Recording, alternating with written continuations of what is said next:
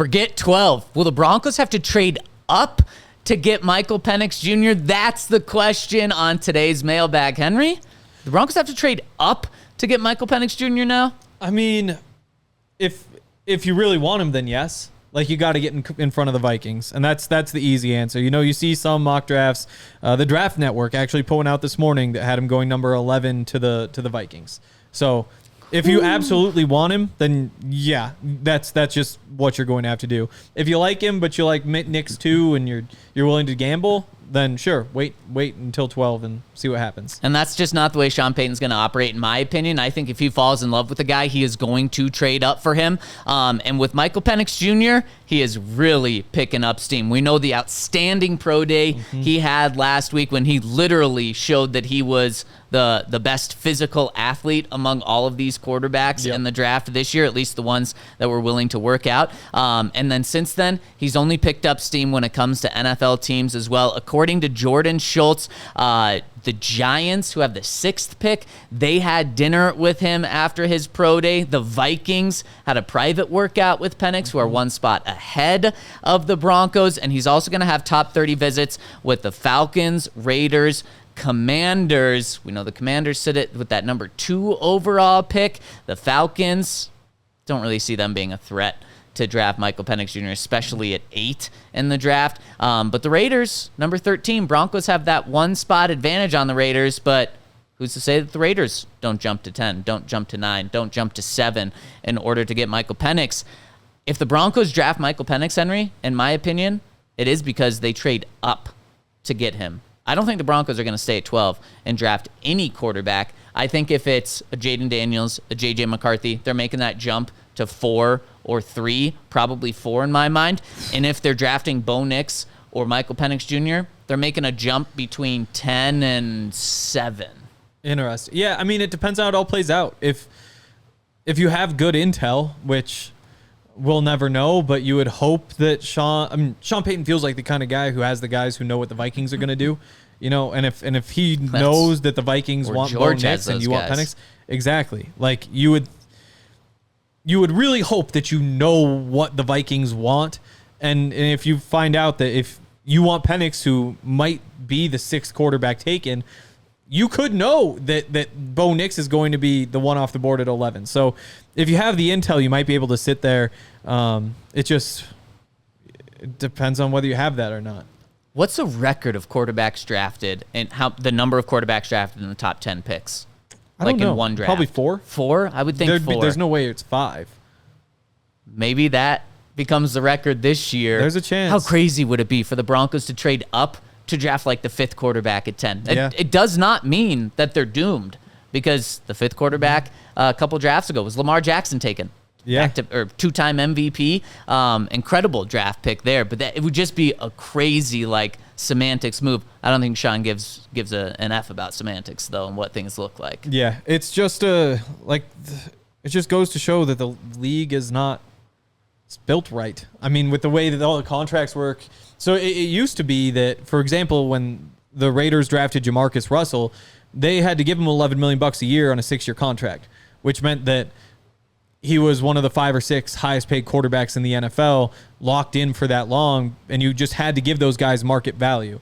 Now you're getting quarterbacks and everybody else just on those scaled contracts. So it's not even about them being good players or quarterbacks being more important now. It's just like a financial decision that if you were to draft a cornerback, well, instead of paying the best cornerback in the league $25 million, you get a guy for, $7 million, $8 million a year, versus a quarterback where market value $60 million a year.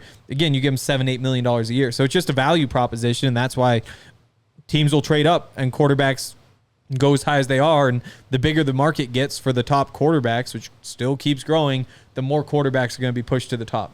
And Michael Penix Jr. will have a top 30 visit with the Broncos, but don't take that as big-time breaking news. Oh, my gosh, the Broncos are going to draft him. Mm-hmm. They're going to do this with, I imagine, all 6 of the top quarterbacks. And also probably Spencer Rattler, Michael Pratt, probably all of those guys too, which is smart. When you desperately need a quarterback, you should meet 10 of your top 30 visits should be with quarterbacks, and the Broncos are going to do their due diligence. But just like other teams in the top 10 are really doing extra things with Michael Penix Jr., so are the Broncos. All right, Henry, let's dive into a question coming in from our friend Jordan Andrews, and this is about uniforms. He says, many of the players on the player uniform committee last year, mentioned by Damani Leach, are now not on the team anymore.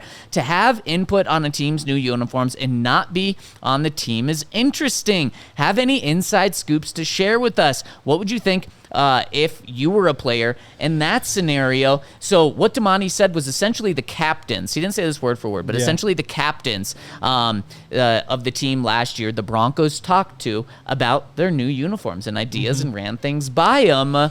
Henry, who were those captains on the Broncos last year? Russell Wilson, Cortland Sutton, Mike McGlinchey, Justin Simmons, Kareem Jackson, Riley Dixon. So how many is that? Was that 7? 6. 6? 3 of them are gone. That's wild. I mean, it's kind of wild. It's crazy. I bet most teams in the NFL had way more than Probably. 50% of their captains return this year. Yeah. It's a captain. But, I mean, they had to blow it up. Like, we saw it coming. It is what it is. Do you think that's concerning from No. it doesn't matter. It is, Jordan, I agree with you. It's just a weird look, but it doesn't mean anything about the uniforms. I guarantee you Damani Leach didn't go to Sean Payton and said, oh, we got some really bad feedback from these captains about the uniforms. We got to get them out of here. It is a weird look, though. So then he has another uniform question. He says, also, any use of 5280 on these jerseys and is an immediate blank in his books. What do you think the word is? Probably red flag. Yeah, fail. Yeah. Fail. Why? Yeah. No, these are going to be terrible uniforms. I think everybody's prepared for it. I mean, how could they not? Like, if you look at every uniform Nike has made for the past 10 years, they've been terrible. They've been really terrible. And maybe the Broncos, like, it's not going to be the Broncos' fault. It's just the way new uniforms go now is that they just aren't good. Interesting. I have confidence in Broncos ownership. They just don't have, there's not much they can do. They can't, like, pay extra designers to work with Nike? I mean, I don't think that the problem is that the owners were bad in any of the other ones. It's just when you see, like, oh, the Titans did this and the Jets did that and the Falcons did this. The entire NBA has just had these terrible uniforms. I mean, it's like a joke every year when the NBA releases, like, their for this season uniforms. Like, they're just not good. I trust the Broncos. I still think they have enough power. It's their uniforms. They have to have the power. Yeah, but I mean, again, like, I don't think that every other ownership group is bad because we've seen like 7 sets of uniforms come out in the last 5 years or so, and every one of them has been just universally considered bad. Really? Yeah. Man, I felt like there's been some good praise for some of them. Occasionally, like, the alternates will be good but though that's, I mean, typically just like a throwback. So like when the Eagles wear like their fun like throwback green ones, everybody's like, oh, these are awesome. But it's also saying like, and that's what we've heard basically. I mean, those are the rumors for the Broncos too, is that they have like the alternate that's going to be the throwback uniform. But again, like it's backwards. Your good uniform should be the one you wear all the time. Get weird with mountains and 5280s on your alternate that you break out once a year. Henry, I think when the Broncos uniforms come out, you're going to be giving them an A grade. Really? We'll see. There's no way. We'll see. No way. We'll see. And last one coming in from our friend Sean, who says, could the Broncos re-sign Justin Simmons? He's still on the market, so would he sign a team-friendly deal? No. Oh. I mean, you just cut him. Why would he want to come back? Like, I would imagine the Broncos told him, like, hey, if you want to come back for this amount of money, go ahead. And then you factor in, well, they already signed Brandon Jones, and you've already signed P.J. Locke. And so Brandon Jones is a starter. Caden Stearns, P.J. Locke, one of them's a starter.